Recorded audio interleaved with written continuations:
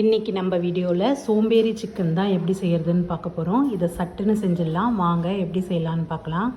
அதுக்கு நான் 1/2 கிலோ சிக்கனை நல்லா கழுவி எடுத்து ஒரு பாத்திரத்தில் வச்சுருக்கேன். இதுலேயே நம்ம ஒரு 2 வெங்காயத்தை கட் பண்ணி சேர்த்துக்கிறேன். ஒரு பெரிய சைஸ் தக்காளியையும் ஒன்று கட் பண்ணி சேர்த்துக்கிறேன்.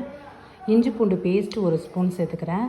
தேவையான அளவு உப்பு, சிக்கன் குழம்பு மசாலா ஒரு 2 ஸ்பூன், ஒரு 1/2 ஸ்பூன் அளவு மஞ்சத்தூள், காஷ்மீர் மிளகாத்தூள் 1 ஸ்பூன், கொஞ்சோண்டு கொத்தமல்லி சேர்த்து நல்லா பிசைஞ்சிட்டு நம்ம அப்படியே ஒரு 20 நிமிஷம் ஊற வச்சிடலாம். அதுக்கப்புறம் ஒரு கடாயில் கொஞ்சமாக எண்ணெய் ஊற்றிக்கலாம். எண்ணெய் நல்லா சூடானதும் ஒரு 1/2 ஸ்பூன் சோம்பு போட்டுக்கிறேன். சோம்பு பொரிஞ்சதும் நம்ம மசாலா மிக்ஸ் பண்ணி வச்ச சிக்கனை அதில் போட்டுக்கலாம்.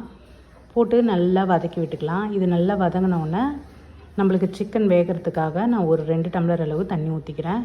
தண்ணி ஊற்றி நல்லா கொதிக்க வச்சு சிக்கனை நல்லா வேக வைக்கலாம். இப்போ தண்ணியெல்லாம் நல்லா சுண்டி சிக்கன் சூப்பராக வந்துடுச்சு. சோம்பேறி சிக்கன் ரெடி.